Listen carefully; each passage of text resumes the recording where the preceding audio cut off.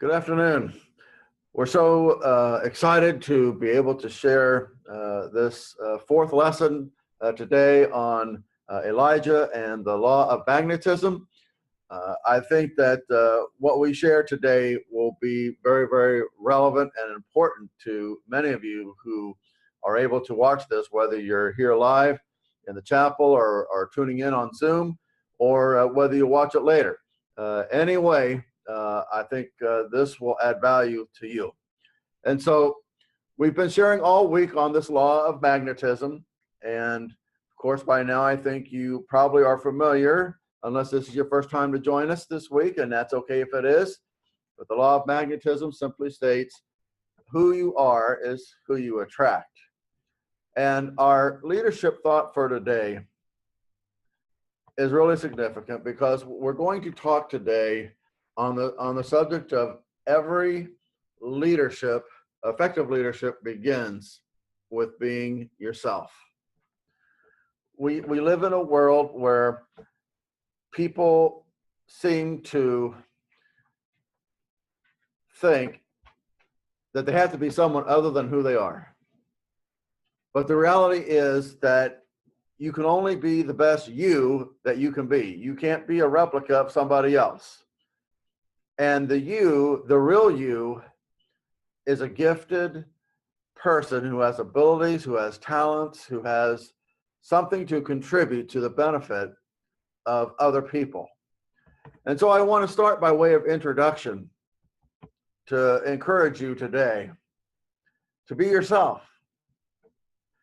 And I wanted to share this quote from John Maxwell's book, The 21 Most Powerful Minutes in a Leader's Day. John writes on page 144, "Now that I've encouraged you to grow to your full potential and become the best person you can be, I want to give you a crucial piece of advice." He says, be yourself. As you desire to improve and grow, you'll naturally look for role models to help you. And of course, that's a good thing. You should look for role models, and they will, in fact, help you. Going to our story this week, Elisha had Elijah as his role model, and Elisha turned out to be a remarkable leader. But you must learn to become the person you were created to be and not try to become like someone else. And so as we delve deeper into this subject today, I want to ask you a question. How well do you know yourself? I'm talking about the real you, not the image that you create for others or that others create for you. But I'm talking about the real you. So when it comes to this issue of understanding yourself, we're going to discuss 4 layers of understanding. And I have them listed here. How others see you, number 1. How you want others to see you, secondly. How you see yourself as the 3rd layer. And then 4th is who you really are. And so I created a diagram just to illustrate that on the next slide. Who you really are, that one that's at the bottom, that's really the core. And then it kind of goes up from there. How others see you as more external. Who you really are is internal. That's the real you. And you see in the diagram these 4 layers that really help to unpack our self-image that certainly can be influenced by other people. And so let's look at these 4 layers one by one, and we'll start with the outermost ring, how others see you. So the first layer is the image that other people have of you. Now the key point here is that the image that other people have of you is really derived from 2 sources. The first source is you. In other words, you kind of give off a sense of image. But secondly, people will use, in a sense, their image of themselves their own values and their emotional baggage to define you. So let's take, for example, Elijah. So we're going to look at Elijah and how he was perceived by different groups of people. Let's start with Ahab and Jezebel. Ahab, of course, was the king, and Jezebel was his wife, the queen. They absolutely hated Elijah because he stood up to them. He called them evil. He called them wicked. He was their thorn. He opposed them at every turn because they opposed God. And so Elijah stood up for God and opposed them. And they probably weren't used to having anybody stand up to them because, after all, they were the king and queen. And so they absolutely detested Elijah to the point where both of them wanted to kill Elijah. That was their agenda. Now, look at it from a totally different standpoint, from the company of prophets that's mentioned there in 1st and 2nd Kings. To them, guess what? They hung on every single word that Elijah had to say. Why was that? Well, they had a very different image of Elijah. To them, he was not their enemy. He was their role model. He was the one they aspired to be. And so because they perceived him as a great prophet and a teacher, they thought very highly of him. He would have been, going back to a few weeks before, an E.F. Hutton to them.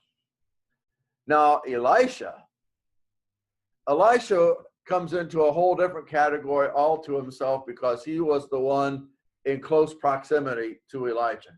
He was the one that saw the real Elijah. Doesn't that shed more light on Elisha's request that he be granted a double portion of what? The spirit of Elijah.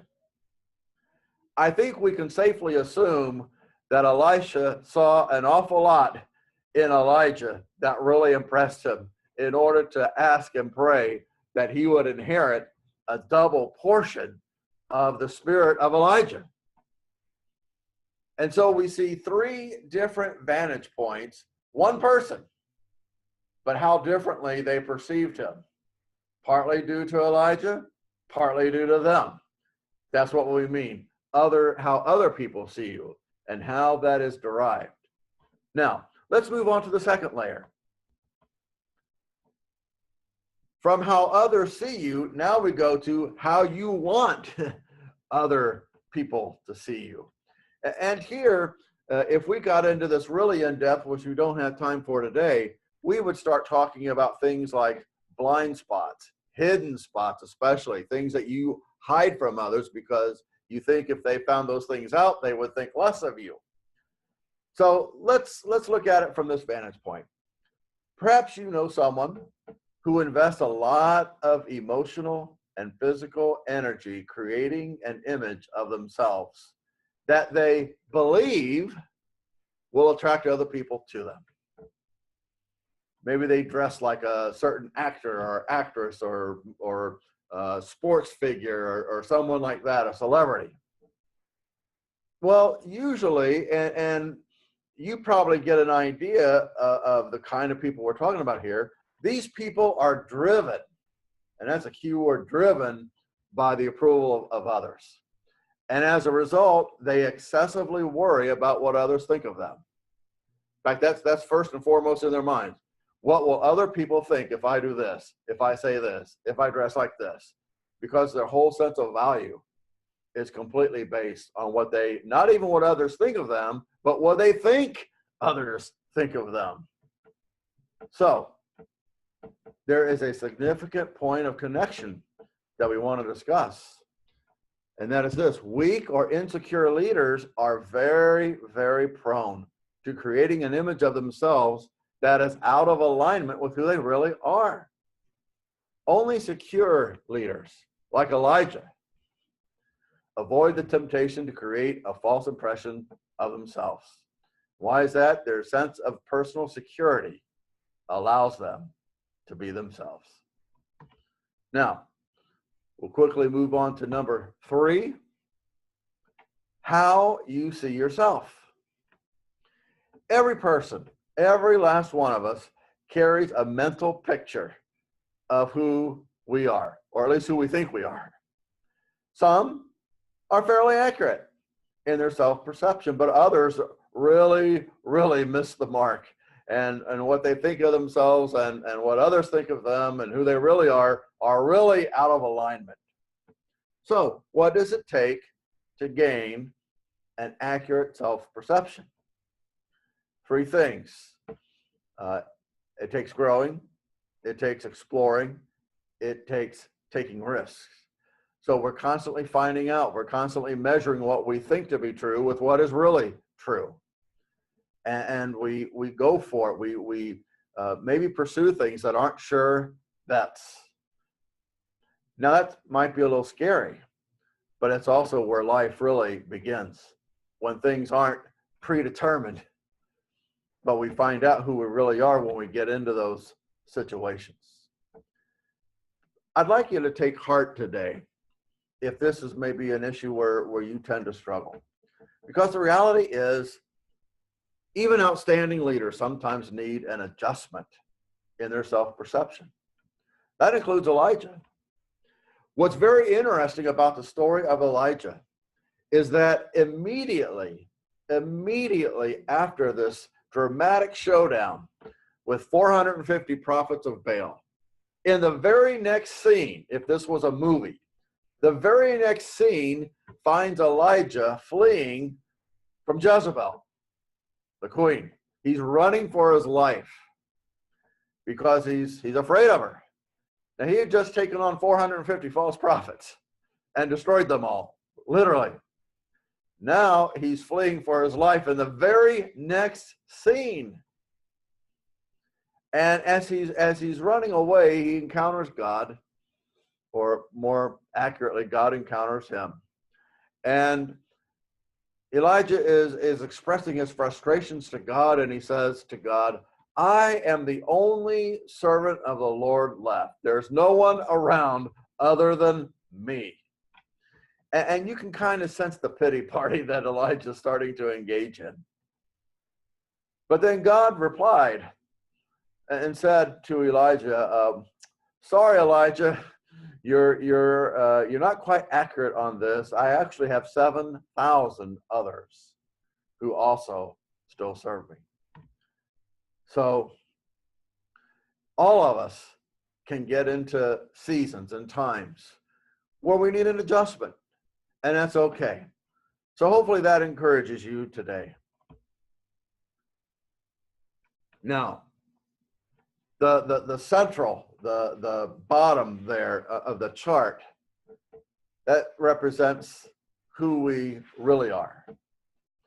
And what I want to say about that is that on the one hand, we can and should prioritize growing in the sense of being able to see ourselves accurately.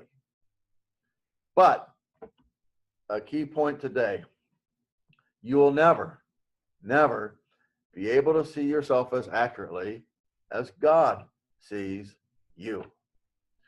So I want to share with you what I hope and believe to be a very, very encouraging portion of Scripture with you. This is what God thinks of you.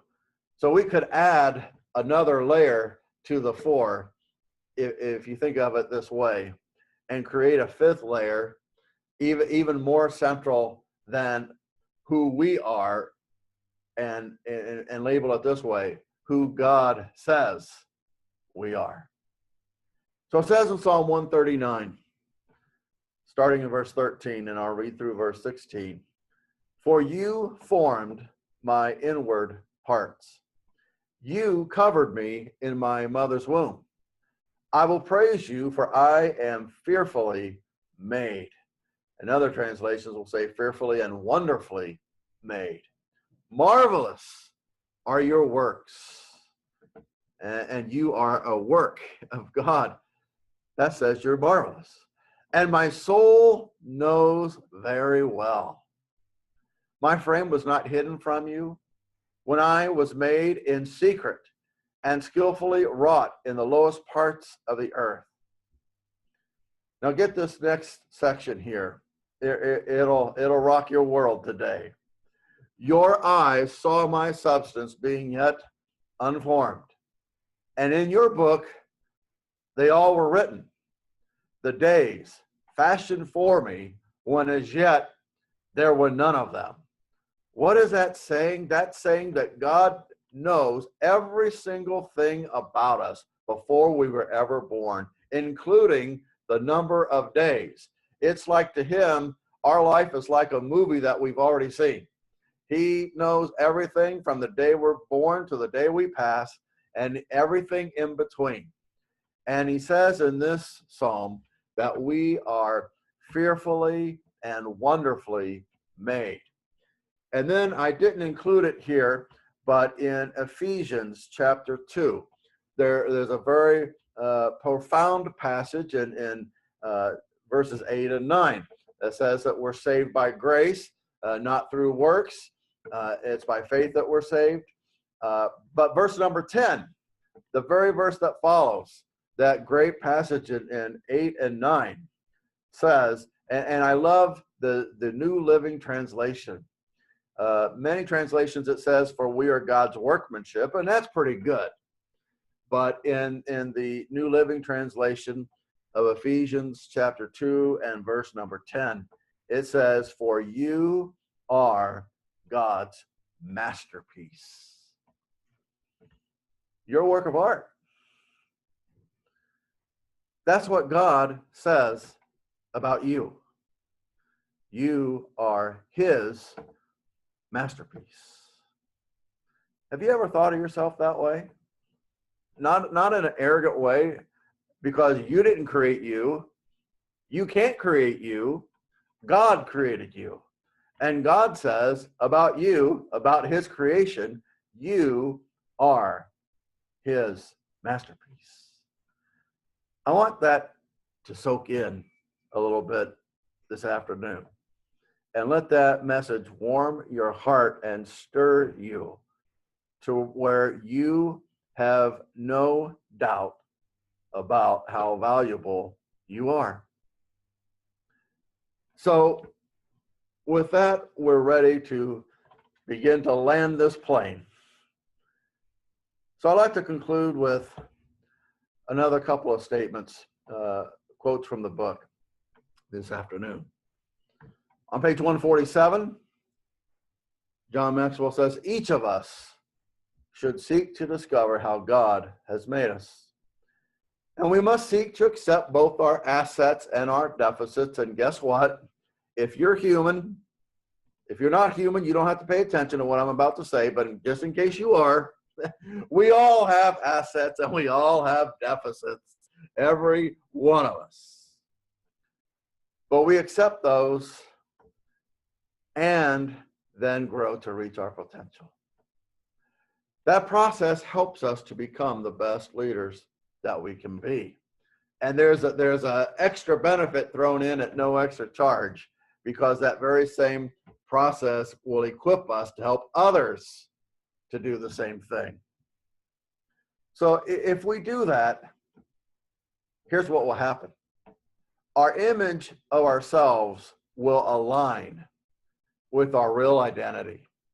And other people will discover us to be who we are. Genuine, but flawed people doing the very best that we can. And once we get to that level, here's the consequence of that. We will gain respect with others who are like-minded and draw them to our leadership. So I hope that you find this encouraging today as we really see ourselves most fundamentally as God sees us, but that we can be in alignment who we really are, who we think others think we are, and who we want others to think that we are, to see an alignment come together. So I'll leave you with today's question. and you probably can kind of guess where it's going. How well do my perception of myself, others' perception of me, and my true identity match up? That's the focus of the question, is about alignment. Again, how well does my perception of myself, others' perception of me, and my true identity, how do those three align or match up? I pray that this has added value to you and enabled you to really see yourself perhaps in a fresh new light, and that you feel greatly encouraged, because that's the intent. We pray God's blessing on you today and each and every day, and look forward to being with you again tomorrow, not at 3:30. Tomorrow's Friday, 1:30, 2 hours early. Have a great rest of the day. God bless you.